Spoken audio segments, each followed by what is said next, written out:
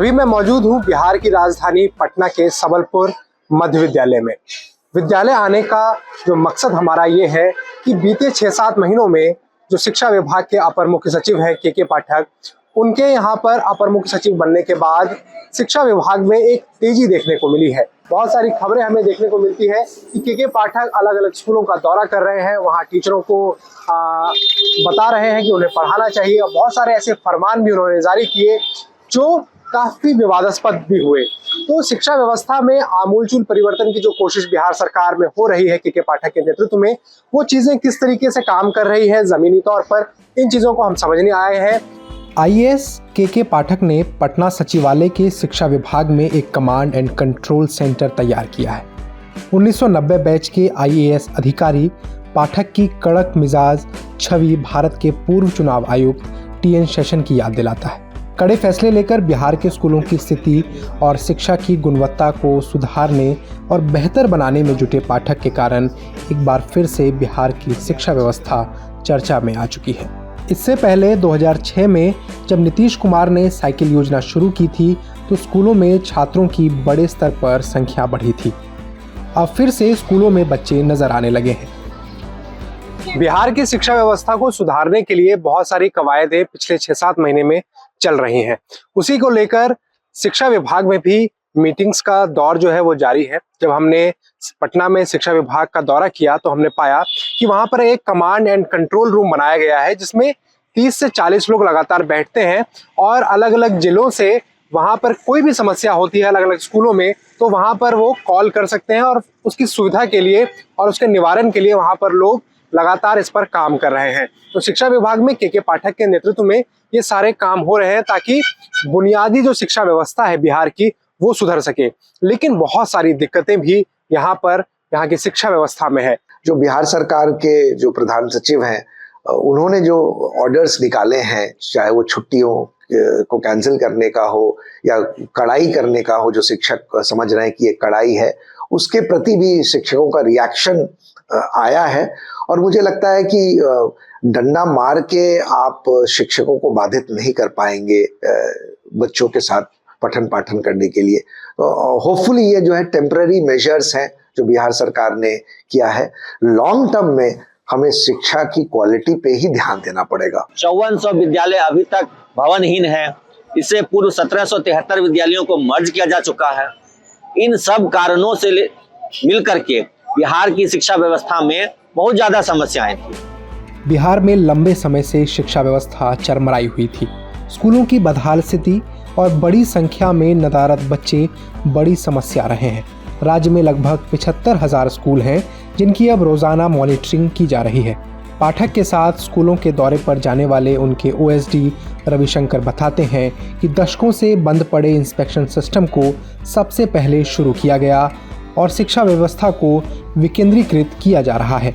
लेकिन चुनौतियां कई हैं और आसमान इतना फट चुका है कि उसे सिल पाना पाठक के लिए आसान काम नहीं है। हालांकि बीते 6 महीने में 2 लाख से ज़्यादा शिक्षकों की राज्य में भर्ती हुई है और गांव के स्कूलों में शिक्षकों को भेजा जा रहा है इस उम्मीद में कि वो बच्चों को समय से पढ़ाएंगे और रोज़ाना समय से स्कूल लगेंगे। बीते साल अगस्त में हाजीपुर के सेंदुआरी स्कूल में पाठक अपनी टीम के साथ अचानक पहुंच गए। स्कूल के प्रिंसिपल कृष्णकांत बताते हैं, ऐसे पदाधिकारी के आने से हर विद्यालय में 4 चांद लगा है। समाज में एक नयापन आया है, खासकर पढ़ाई के क्षेत्र में, अनुशासन के क्षेत्र में। इनके आने के फलस्वरूप एक सामाजिक रूप से एक पॉजिटिव हाइवक उत्पन्न हुआ कि अगर मेरे बच्चे विद्यालय नहीं जाएंगे तो नाम कट जाएंगे, और नाम कट जाएंगे तो फिर आपका नाम एडमिशन करने में काफ़ी कठिनाई होगी।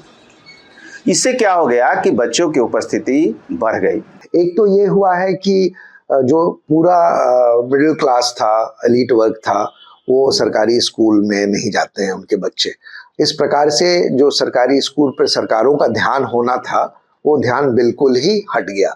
और अगर आप बिहार की बात करेंगे तो बिहार में शिक्षकों की कमी, इंफ्रास्ट्रक्चर की कमी प्रोग्रेसिवली बढ़ते गया।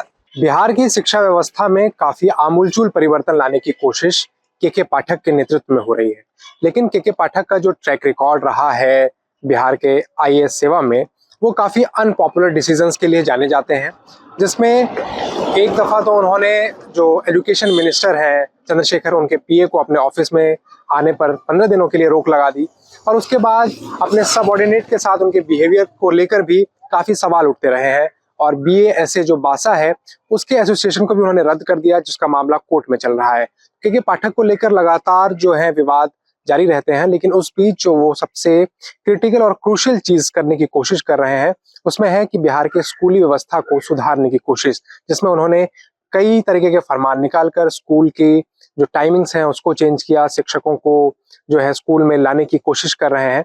लेकिन उसके बाद आने वाला वक्त ही बताएगा कि इन सारे प्रयासों से क्या चीजें बदलती है। लेकिन जब हमने जानकारों से बात की, जो AN Sinha institute of social studies Patna के जो फॉर्मर डायरेक्टर हैं DM दिवाकर, उन्होंने बताया कि जो कॉम्प्रिहेंसिव चेंज लाने के लिए इस तरीके के प्रयास जो है वो काफी नहीं होंगे, क्योंकि यहाँ की जो शिक्षा व्यवस्था है वो काफी बुरी तरीके से प्रभावित हुई है पिछले 15-20 सालों में।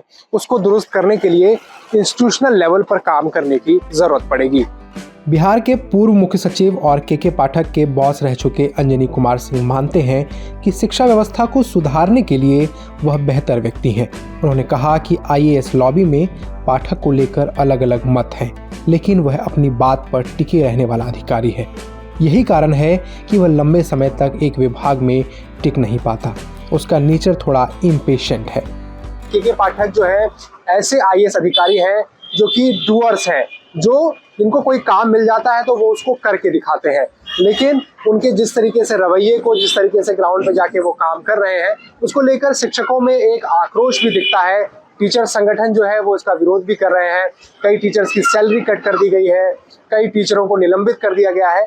तो उनका कहना है कि इस तरीके का जो रवैया है, जो इस तरीके का काम करने का उनका तरीका है, वो अनडेमोक्रेटिक है, इसमें अलोकतांत्रिक है, जिसमें टीचरों को, शिक्षकों को बोलने की आज़ादी नहीं दी जा रही है। तो KK पाठक के बारे में जब हमने और भी चीज़ें पता की तो यही माना जाता है कि वो एक टफ ब्यूरोक्रेट है, टफ एडमिनिस्ट्रेटर है, जो कि कोई भी काम अपने हाथों में लेते हैं तो उसको वो करके दिखाते हैं। और ऐसा ही जब 2016 में बिहार में नीतीश कुमार ने शराबबंदी लागू की तो उनको एक्साइज डिपार्टमेंट का सेक्रेटरी नियुक्त किया गया, और उन्होंने उस समय काफ़ी कड़ाई देखने को मिली। पिछले कुछ समय से शिक्षा विभाग के पदाधिकारियों के द्वारा शिक्षकों को चिन्हित करके कार्रवाई की जा रही है। उनके मौलिक अधिकारों का हनन हो रहा है, उनके अभिव्यक्ति की स्वतंत्रता का हनन हो रहा है। इन सब से सुधार होने की संभावना बहुत कम है। इसके विपरीत शिक्षकों में ऐसी भावना पनप रही है कि उनके विरुद्ध जानबूझकर दमनात्मक कार्रवाई की जा रही है। अभी हाल में बिहार सरकार की तरफ से जो जातिगत सर्वे का रिपोर्ट आया है, जिसमें आर्थिक और सामाजिक गणना भी हुई है, उसका भी डेटा उसमें है। उसके मुताबिक अगर देखा जाए तो बिहार की शिक्षा व्यवस्था जो है वो साफ साफ दिखता है कि कितना कमजोर है। 31% के आसपास लोग ऐसे हैं जिनके पास कोई डिग्री नहीं है, जबकि ग्रेजुएशन करने वाले लोगों की संख्या सिर्फ 6.11% है। और ये बड़ा संकेत इस तरफ है कि बिहार की स्कूली व्यवस्था जो है उसके अंदर न तो मजबूती है और न सर्वसुलभता है। कि बिहार के स्कूलों में जो शिक्षक हैं वो कई कैटेगरी में बटे हुए हैं। जैसे वहाँ अतिथि शिक्षक है, वहाँ सुप्रीम कोर्ट से बहाल 34,000 के आसपास शिक्षक हैं, वो उनका अलग कैटेगरी है। वहाँ पे नियोजित शिक्षक है, उनकी अलग कैटेगरी है। दिव्यांग बच्चों को पढ़ाने के लिए जो शिक्षक है उनको विशेष शिक्षक कहा जाता है, वो अलग कैटेगरी है। और सरकार कह रही है कि अब हम जो नियोजित शिक्षक थे उनको हम विशिष्ट शिक्षक नियमावली के तहत विशिष्ट शिक्षक कहेंगे।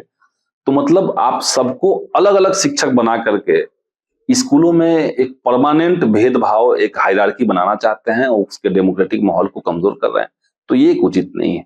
जैसे कि मेरे पीछे आप स्कूल देख रहे हैं, बांका का ये स्कूल है जो कि प्राइमरी स्कूल है। यहाँ पर टीचर्स की काफी भारी कमी है। 1 से 5 तक ये स्कूल चलता है, लेकिन सिर्फ 2 ही टीचर है, और उसमें से एक टीचर जो है वो मैटरनल लीव पे गई है। तो सारे काम की जो दारोमदार है वो सिर्फ एक टीचर पे है। तो इस तरीके से इंफ्रास्ट्रक्चर के लेवल पर बहुत सारी दिक्कतें बिहार के शिक्षा व्यवस्था में अभी भी स्कूल झेल रहे हैं। जब आप सरकारी सेवक बन जाएंगे तो 8 घंटा तो बैठ गए तो कहानी खत्म। वहां आपकी सब्जी,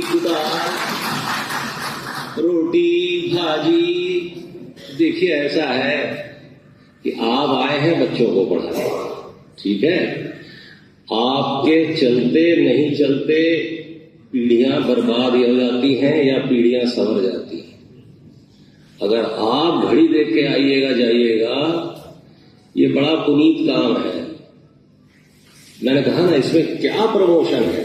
आज भी शिक्षक रहेंगे, 30 साल बाद भी शिक्षक रहेंगे, लेकिन जब सम्मान मिलता है ना गांव में, वो किसी और को नहीं मिलता। एक शिक्षक है और एक डॉक्टर है, यही दो पेशा है जिसको पब्लिक जो है भगवान मानती है।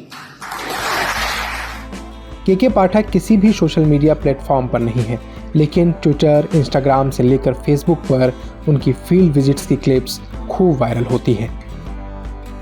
अनुशासन तो हम कहीं कॉम्प्रोमाइज नहीं करेंगे। 8 घंटा आपने रहना है, अब जब रहना है तो पढ़ा भी दीजिए।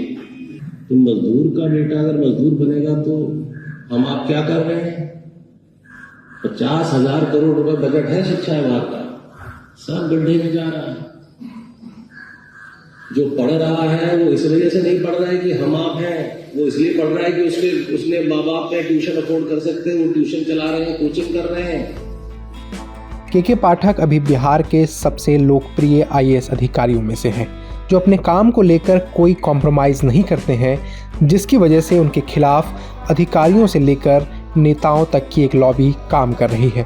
हाल ही में बिहार विधान परिषद के 25 सदस्यों ने पाठक के काम करने के तरीकों को लेकर राज्य के राज्यपाल राजेंद्र आर्लेकर से शिकायत की।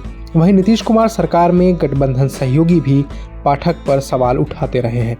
हालांकि नीतीश कुमार के पाठक पसंदीदा अधिकारियों में से एक है। सर, पिछले 5-7 महीनों में जो चीजें चल रही है शिक्षा को लेकर राज्य में, उसको लेकर आपके पार्टी का क्या कहना है? और के पाठक जो अपर मुख्य सचिव हैं शिक्षा विभाग में, उनको लेकर भी काफी सवाल उठ रहे हैं, उनके कार्यशैली को लेकर। आपकी पार्टी उसको लेकर क्या मानती है और पूरी शिक्षा व्यवस्था को लेकर आपका क्या कहना है? देखिए, दरअसल बात हम करते हैं जिस शिक्षा व्यवस्था की, तो ये बहुत बड़ा चैलेंज था और उस चैलेंज को पूरा किया गया है। तो सरकार ने इसके लिए मुस्तैदी से काम किया है और जहां आपका इशारा है पाठक जी पर, तो पाठक जी भी एक अच्छे पदाधिकारी हैं, अनुभवी पदाधिकारी हैं और उन्होंने भी अपने सरकार के निर्देशानुसार भी उन्होंने अपने स्वविवेक से भी शिक्षा विभाग में अच्छा काम किए हैं और जिसका रिजल्ट आज के तारीख में गांव में जब जो बच्चे पढ़ते हैं गरीबों के, उनके घर के गार्जियन से, अभिभावक से जब बात करेंगे तो आपको पता चल जाएगा कि कितना परिवर्तन हुआ है गांव के विद्यालय में और गांव के विद्यालय में पढ़ने वाले बच्चों को। बिहार के पूर्व मुख्य सचिव विजय शंकर दुबे ने बताया कि बहुत कम IAS अधिकारी हैं जो फियरलेस होकर काम करते हैं। IAS के पाठक उनमें से एक हैं, लेकिन अक्सर विवादित मामलों को वह उठा देते हैं। इससे उन्हें बचना चाहिए और सबको साथ लेकर चलना चाहिए। सिर्फ इस बात के लिए कि के पाठक या किसी को लगता है कि बिहार की स्कूली सिस्टम में अगर कोई कमी है तो इसका एकमात्र कारण शिक्षक हैं, तो पूरा आक्रोश जो है वो शिक्षकों के ऊपर सरकार का निकल रहा है। पूरा जो खामियाजा है वो शिक्षकों को भुगतना पड़ रहा है। इसके चलते ही ये नियम लाया गया कि आपकी छुट्टियों में कटौती की गई। जो स्कूल में टाइमिंग है टीचर्स के लिए, उसको अचानक से 3 घंटे बढ़ा दिए गए।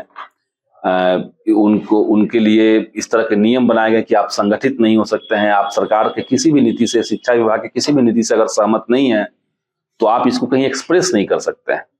तो ये अलोकतांत्रिक व्यवस्था है। के पाठक के कुछ फैसले निश्चित तौर से ठीक हो सकते हैं, लेकिन ओवरऑल अगर देखा जाए उनका इम्पैक्ट, तो हमें लगता है कि बिहार की शिक्षा व्यवस्था में जो कमी थी, उस मूल कमी को दरकिनार करके टीचर्स के ऊपर से भड़ास निकालना, जैसे मूल कमी हम मानते हैं। आपके सरकार में जो आपके गठबंधन सहयोगी हैं या आपके पार्टी के कुछ नेता भी और राजद के नेता, भाकपा माले के नेता, वो भी के पाठक की कार्यशैली को लेकर सवाल उठा रहे हैं, तो इस पर आप क्या कहेंगे? देखिए, कार्यशैली पर उठा रहे हैं सवाल। एक चीज हम आपको कहना चाहते हैं, कितना भी अच्छा कानून आप लाइए, जो पहली बार जब उसको शुरू करेंगे, उस पर कड़ाई से पालन कराना शुरू करेंगे तो थोड़ा सा अटपटा लगता है लोगों को। लेकिन आने वाला वक्त ही बताएगा कि अंधेरे में जो इतनी साल यहाँ की शिक्षा व्यवस्था रही, उसका उजाला कब होगा।